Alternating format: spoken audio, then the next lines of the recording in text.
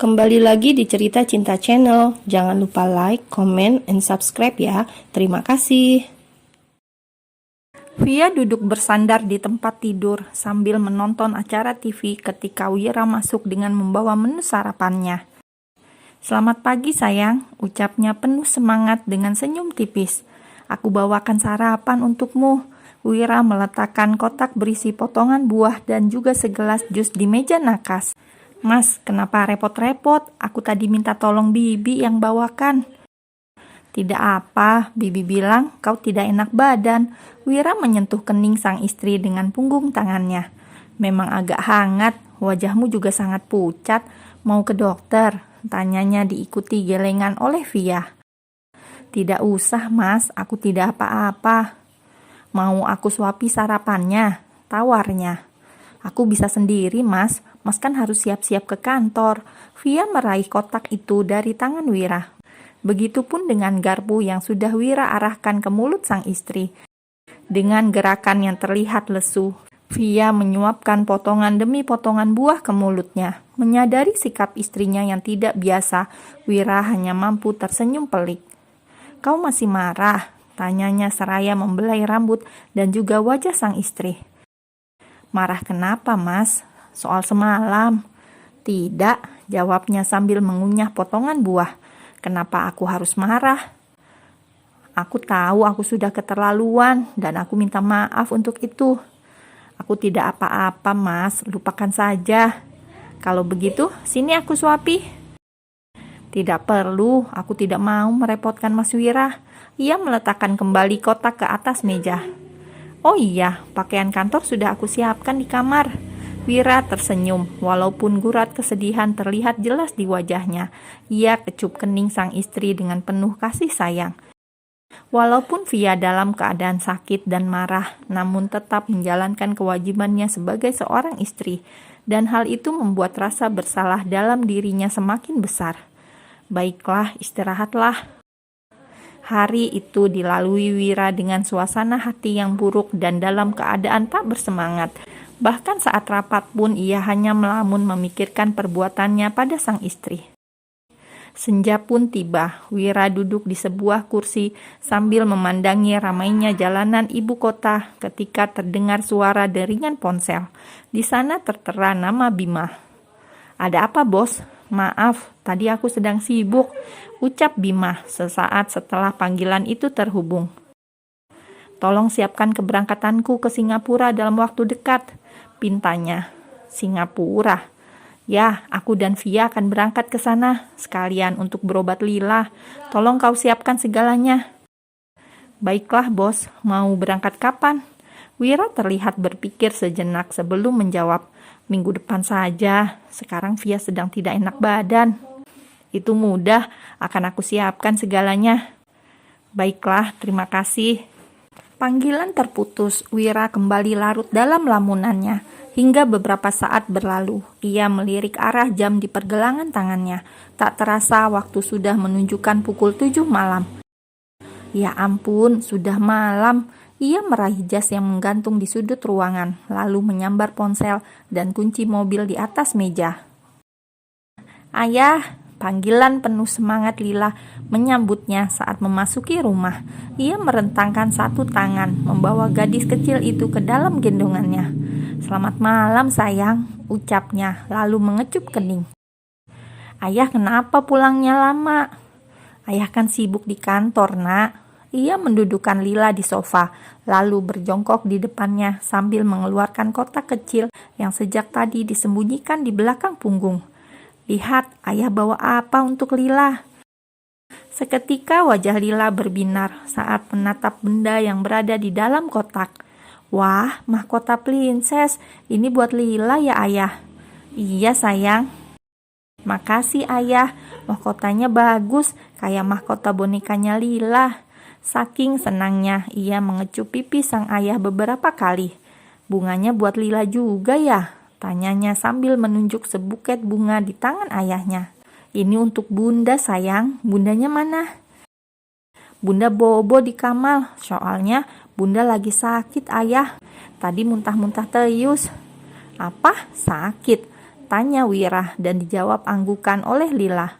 Kalau begitu, ayah mau lihat bunda dulu ya. Lila mau ikut. Mau main sama bibi dulu. Ya sudah, ayah lihat bunda dulu ya. Iya ayah. Wira mempercepat langkahnya menapaki anak tangga satu persatu hingga tiba di depan pintu kamar. Ia mengetuk terlebih dahulu sebelum masuk. Sayang, panggilnya sembari melongokkan kepala ke dalam. Pembaringan tampak kosong, tak ada Via di sana, dan kedua matanya membulat sempurna saat mendapati Via yang sedang terbaring di lantai. Wira segera meraih tubuh sang istri dan berusaha membangunkannya. Via, panggilnya seraya menepuk wajah pucat pasi itu. Sayang, bangun. Via tak bergeming, membuat Wira memeluk tubuhnya, pun dengan cairan bening yang jatuh membasahi wajahnya. Kepanikan pun kembali terjadi saat ia melihat noda darah di pakaian bagian belakang sang istri. Via, teriak Wira dengan paniknya. Ayah, ibu, dan juga bibi Arum segera bergegas menuju lantai atas ketika mendengar suara teriakan Wira. Mereka pun dibuat terkejut dengan pemandangan di depannya ketika Via dalam keadaan tak sadarkan diri di dalam dekapan Wira. Tuan Gunawan segera berjongkok di depan Wira, meraih pergelangan tangan Via. Apa yang terjadi pada Via? Bentaknya pada Wira. Aku tidak tahu ayah, dia sudah terbaring di lantai saat aku datang. Ibu pun terlihat sangat panik saat melihat ada noda darah di pakaian bagian belakang menantunya itu. Via pendarahan, ucapnya dengan suara bergetar. Cepat Wira, bawa Via ke rumah sakit. Tanpa menunggu lagi, Wira segera menggendong Via menuju tempat mobil terparkir.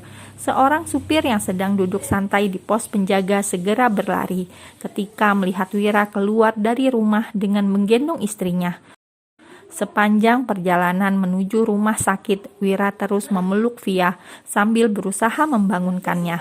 Sesekali laki-laki itu menyeka air mata saat menatap wajah Via yang terlihat sangat pucat. Via, tolong buka matamu. Aku minta maaf, ini salahku, bisiknya di telinga Via. Sambil menunggu, Wira berjalan ke sana kemari dengan panik di depan sebuah ruang IGD maternal. Sesekali mengintip melalui sebuah jendela kaca untuk melihat keadaan di dalam sana, di mana Dr. Willy dan juga Evan sedang melakukan pertolongan pada Via.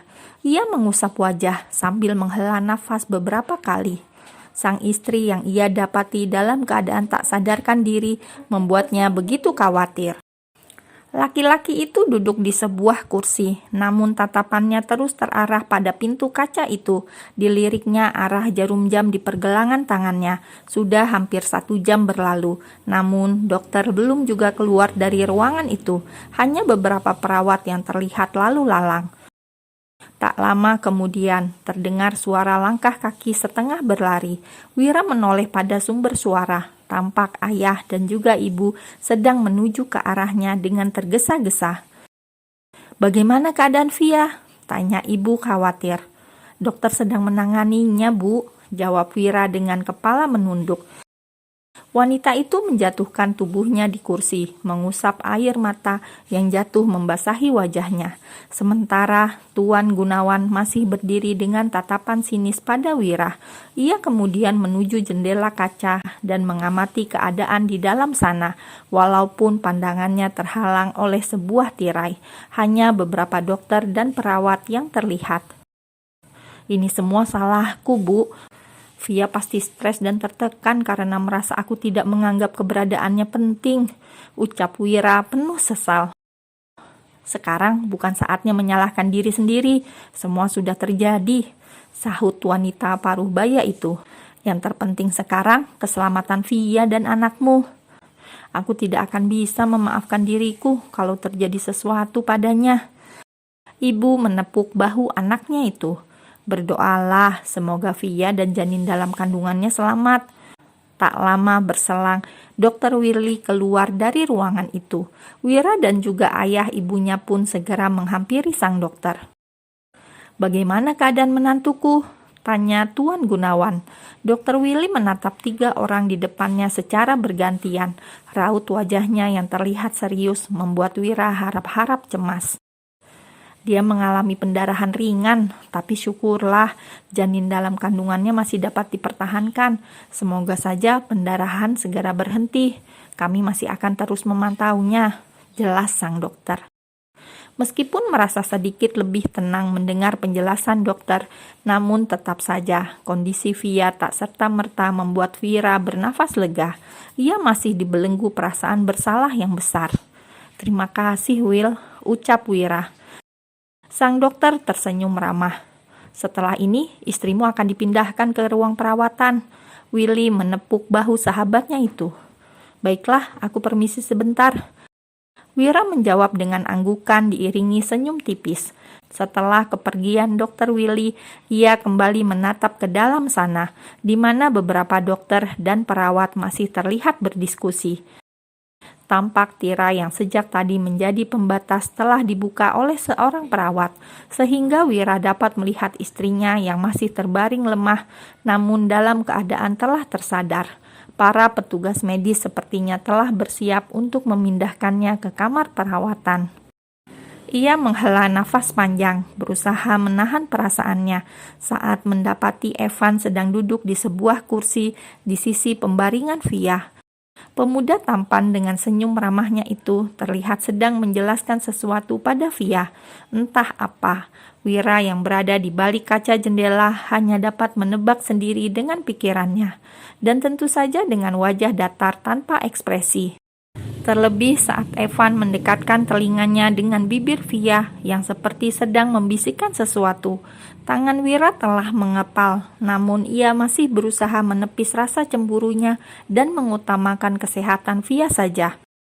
"Aku tahu dia hanya sedang melakukan tugasnya sebagai pelayan kesehatan, tapi kenapa aku merasa tidak terima?"